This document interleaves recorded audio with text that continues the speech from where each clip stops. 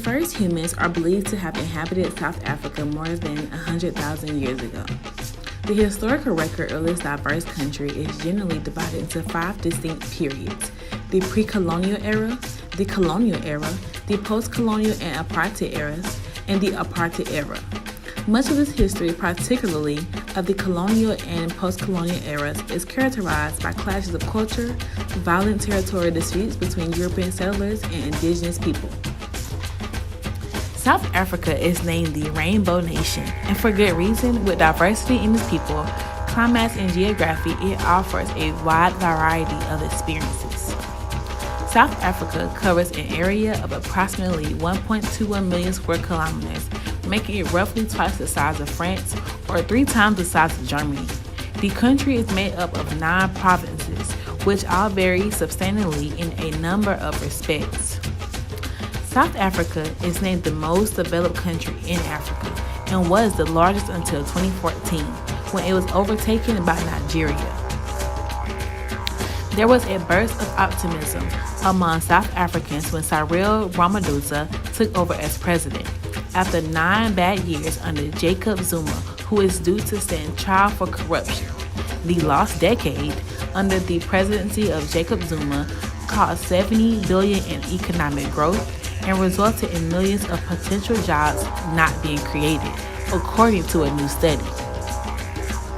The latest of South Africa's finance minister, following the resignation of Nalama Nini and appointment of Tito Mboimo, may have negative origins, but it brings with it some positive energy.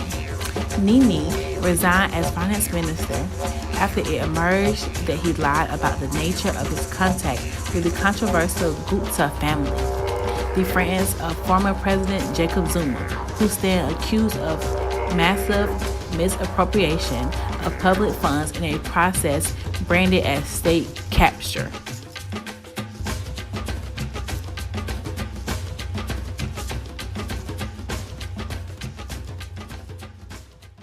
Breaking news this hour, the South African economy is officially in recession. The economy contracting by 0.7% in the second quarter. This after it contracted by what was a revised 2.6% in the first. A recession is defined as 2 consecutive quarters of economic decline. The largest negative contributors to growth in GDP, or the non-growth, in the second quarter was agriculture, transport and trade. Welcome back. South Africa's recession already getting reaction from international banks, and Uber says it's almost ready to share its ride-hailing service with the market. Mateo Kuripe joins me now to discuss this and more. South Africa entered recession in the second quarter for the first time since 2009. Good. Now, President Cyril Ramaphosa has promised a detailed response to South Africa following our plunge into a technical recession. The country's festering problems of unemployment, inequality and poverty are all too conspicuous. The negativity is driven by the agriculture sector, which is in recession. The sector contracted by over 29% in the second quarter after it went down by almost 4% in the first quarter. The decline is blamed on the drop in the production of field crops, fruits, vegetables and nuts. The manufacturing industry also contracted, mainly due to a decrease in the production of motor vehicles, parts and accessories. Some positivity came from modest growth in the mining industry and finance, as well as real estate and business services. Now, the economy contracted by 0.7% in the second quarter after a 2.2% contraction in the first quarter.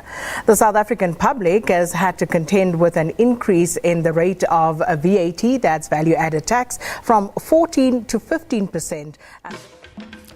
The government is currently struggling to undo years of neglect, and the factors dragging them down the rankings include a lack of digital skills, poor education, and jobs causing unemployment.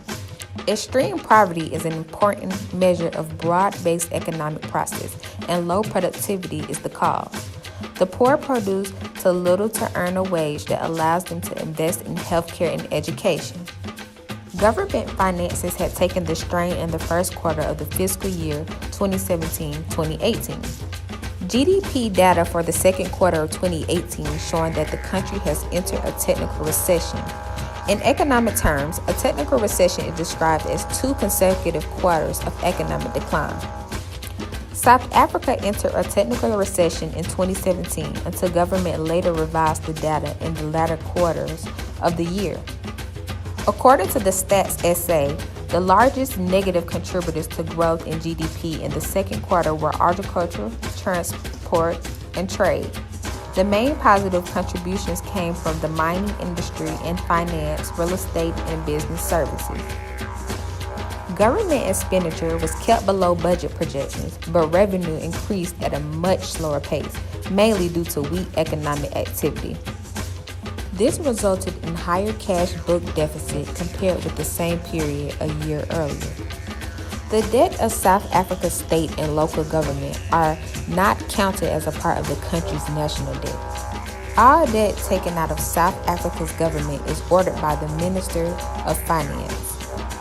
The national debt of South Africa is the money owed by the country's federal government, which is based in Pretoria. South Africa is among the best in managing debt capacity. Although there are positive features, there's a concern that the debt level had steadily increasing over a number of years, which brings the sustainability of the situation into question. President Jacob Zuma used debt to fund social programs without having to raise the tax. However, this policy began to be unsustainable. Although South Africa's debt to GDP ratio is relatively modest, the government has to offer high interest rates to attract investors to its bonds. The removal of Zuma in 2018 should have alleviated the concerns of international investors. However, revelations about the government-guaranteed debts of state-owned enterprises caused more panic in the investor community. These guarantees are not counted in the national debt figure, even though they are obligations undertaken by the government and are owned by public sector companies. These hidden debts are worrying because off-budget debts have been the downfall of many nations, particularly those in emerging companies. Contagion from problems in other emerging economies had also reduced the attractiveness of South African government bonds to international investors.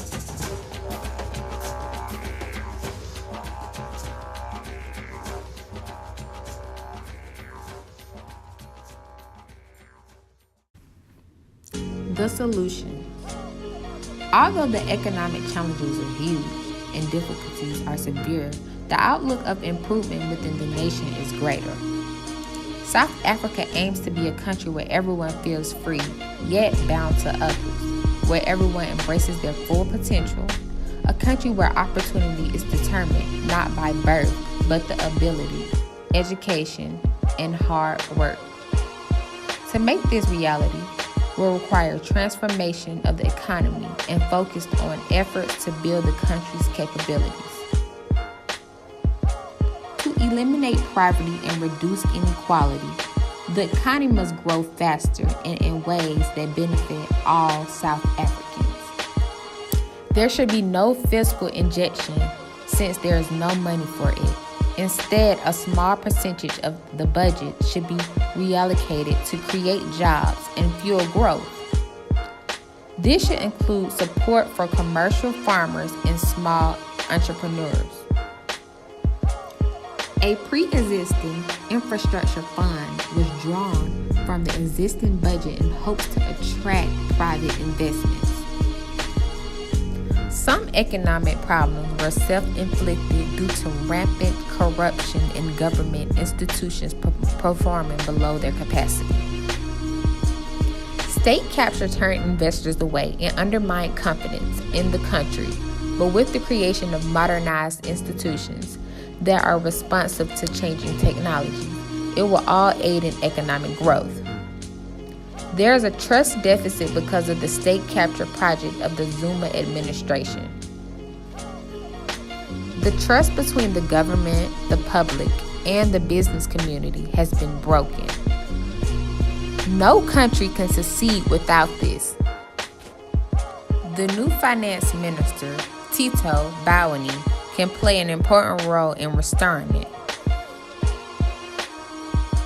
For South Africa to create a world-class economy and strong manufacturing base, we need world-class institutions that are credible, trusted, modernized, and corruption-free.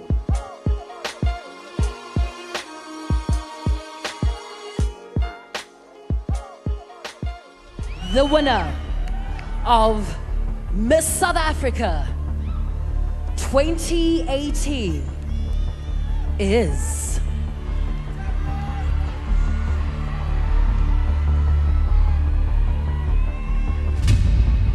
Tamron Green!